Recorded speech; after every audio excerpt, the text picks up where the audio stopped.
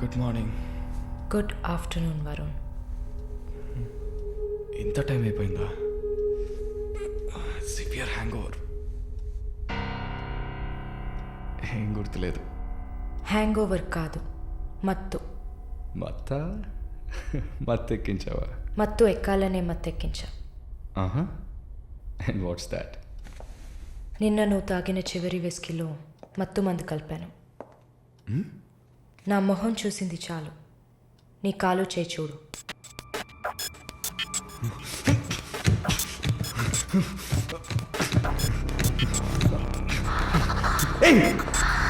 కథలకు నీకు సర్జరీ చేశా, 2 లేయర్లు కుట్లు వేసా. ఇంకా సేపట్లో అనస్థీషియా ఎఫెక్ట్ తగ్గుతుంది. తర్వాత థెరపీగా ఫీల్ అవుతావు. నొప్పి కూడా బాగా తెలుస్తుంది. ఏం చేసావి? ఏం లేదు, నువ్వు భయపడుతున్నట్టుగా ఏం లేదు. నిన్ను సెడేట్ చేసి నువ్వు మత్తులో ఉన్నప్పుడు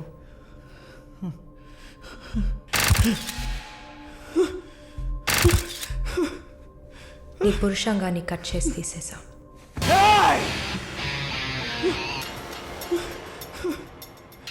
మెడికల్ టర్మ్స్లో దీన్ని పినెక్టమీ అంటారు. యూరిన్ పోసుకోవడానికి ఒక ట్యూబ్ పెట్టా. So nothing to worry.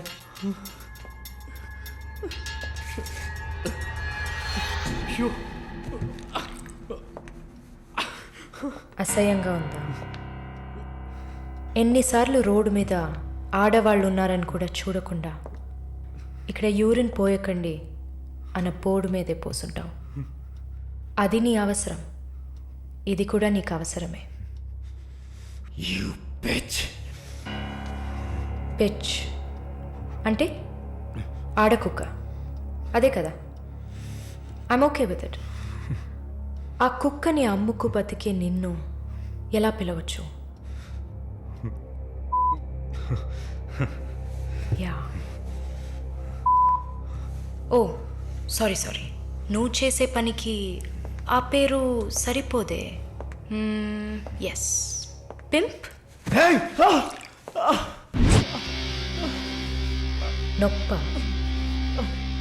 నొప్పిగానే ఉంటుంది. అసలు నొప్పి అంటే ఏంటో నువ్వు తెలుసుకోవాలి. నువ్వింతవరకు వ్యాపారం చేస్తూ అనుభవించిన సెక్స్ అది ఇంకా నీకు లేదు. మగాడిని అన్న పొగరుతో నువ్వు ఇంకా ఏ ఆడదాన్ని ముందు నిలబడలేవు. ఇదిగో యాంటీబయాటిక్, సెప్టిక్ కాకుండా ఉండడానికి. షుగర్ ఏం లేదు కదా? కోపం. జీవితంలో మొదటిసారి ఏది మన చేతిలో లేకుండా పోతుంటే కోపం వస్తుంది. నన్ను చిత్రహింసలు పెట్టి చంపాలి, అంతే కదా? చచా, నువ్వు ప్రాణాలతో ఉండాలి. నీలాంటి వాళ్ళు అంత ప్రశాంతంగా చచ్చిపోతే ఎలా? నిన్ను చంపాలని అనుకుంటే ఈ కత్తితో కత్తిరించేదాన్ని కాదు, పొడిచి పారేసేదాన్ని. అరవకు, కుట్లు కదిలితే చాలా ప్రాబ్లం. ఒక మగాడు ఈ నొప్పిని కూడా భరించలేడు. ఓ అదే కత్తిరించేశాను కదా. నువ్వు కత్తిరించిన ఆరంగుళాలు లేదే మగతనం. అరేరే, నిన్ను ఇంకా మగాడినని చెప్పుకుంటున్నావా? నేను జైల్లోంచి బయటకు వచ్చాక నా జీవితం అర్థవంతంగా ఉండాలని తన ఆస్తిలో సగం నా పేరున రాసిచ్చారు చూడు విశ్వనాథన్ గారు. ఆయన మగాడంటే.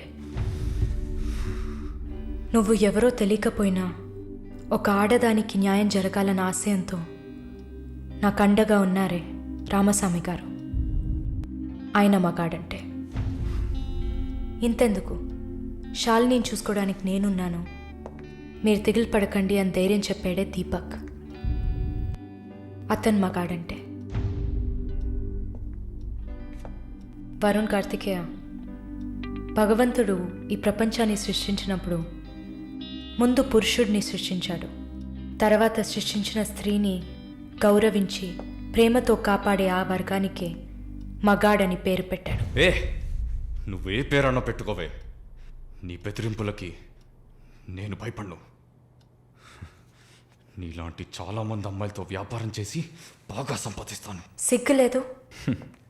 దీనికి సిగ్గెందుకే? ఈ బిజినెస్ చేసే కదా నేను ఈ స్టేజ్కి వచ్చింది. ఏ స్టేజ్కి వరుణ్ కార్తికేయ? ఏయ్! నన్ను ఈ స్టేజ్కి తీసుకొచ్చిన నిన్ను బతకనివ్వని. అవునా? అన్నీ చేసి నువ్వు మాత్రం ప్రాణాలతో ఉన్నావు? ఓ, చెప్పడం మర్చిపోయా. ప్రకాష్ నీ విఐపి కస్టమర్. వాడిని ఏం చేయాలనుకున్నా? ఆ యదవని చంపేయాలి. వాడిని చంపేశా. వాడు చేసింది నాకు పిచ్చి కుక్క కరవడం లాంటిది. ఆ కుక్కను కొట్టి చంపేశా. నీతో కంపేర్ చేస్తే ఆ ప్రకాష్కి పడిన శిక్ష తక్కువే. నేనెందుకు ఇలా మారాను, నాకెలా ఎంత ధైర్యం వచ్చింది ఆలోచించూడు. ఎన్ని కబుర్లు చెప్పావు, ఎన్ని రకాలుగా మోసం చేశావు. నా భుజం మీద తల పెట్టుకో, నా ఒళ్ళో పడుకో. అయ్యో, నువ్వు ప్రాణాలతో ఉండాలిరా.